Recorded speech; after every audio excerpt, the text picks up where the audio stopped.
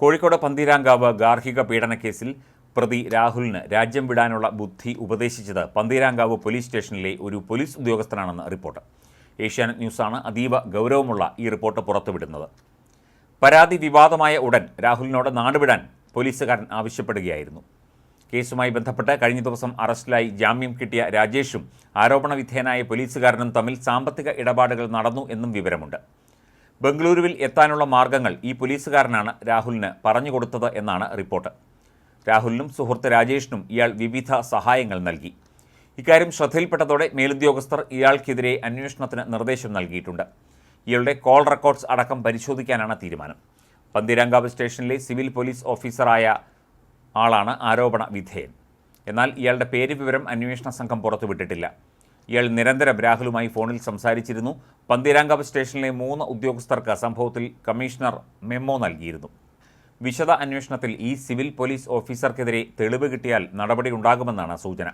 അതിനിടെ രാഹുൽ ഇന്ത്യൻ പൗരൻ തന്നെയാണെന്ന് പോലീസ് സ്ഥിരീകരിച്ചു. ഇയാൾ ജർമ്മൻ പൗരനാണെന്ന വാദം നുണയാണെന്നും പ്രത്യേക അന്വേഷണ സംഘം വ്യക്തമാക്കി. കേസുമായി ബന്ധപ്പെട്ട് പ്രതി രാഹുലിൻ്റെ അമ്മയുടെയും സഹോദരിയുടെയും മൊഴി ഇന്നും രേഖപ്പെടുത്തിയില്ല എന്നാണ് സൂചന. അതേസമയം രാഹുലിനെ തിരിച്ചെത്തിക്കാൻ ആവശ്യമെങ്കിൽ ഇന്റർപോൾ വഴി റെഡ് കോർണർ നോട്ടീസ് പുറത്തിറക്കുന്ന കാര്യവും പരിഗണനയിൽ ഉണ്ടെന്നും ഇയാൾക്കായി ഇപ്പോൾ ബ്ലൂ കോർണർ നോട്ടീസിന് അപേക്ഷ നൽകിയ സാഹചര്യത്തിൽ ഇതിൻ്റെ പുരോഗതി അറിഞ്ഞ ശേഷം നടപടിയെടുക്കുമെന്നുമാണ് അന്വേഷണ സംഘം വ്യക്തമാക്കുന്നത്. ഗാർഹിക പീഡനത്തിൽ അമ്മയ്ക്കും രാഹുലിൻ്റെ സഹോദരിക്കുമെതിരെ നിലവിൽ പരാതിക്കാരി മൊഴി നൽകിയിട്ടില്ല. എന്നാൽ ചില ബന്ധുക്കൾ മൊഴി നൽകിയിട്ടുണ്ട്. അതിനാൽ രാഹുലിനെ രക്ഷപ്പെടാൻ സഹായിച്ചതിന് ജാമ്യം കിട്ടാവുന്ന വകുപ്പ് പ്രകാരം ഇരുവർക്കുമെതിരെ കേസെടുത്തേക്കും. പെൺകുട്ടിയുടെ വിശദമായ മൊഴി എടുത്ത ശേഷം ഇക്കാര്യത്തിൽ പിന്നീട് തീരുമാനമെടുക്കും. ജർമ്മനിയിൽ ഉള്ള രാഹുലിനെ തിരികെ നാട്ടിലെത്തിക്കാൻ കേന്ദ്ര ആഭ്യന്തര മന്ത്രാലയം വഴി ഇന്റർപോളിനെ സമീപിച്ച് നിയമ നടപടികൾ വേഗത്തിലാക്കാനാണ് ശ്രമം.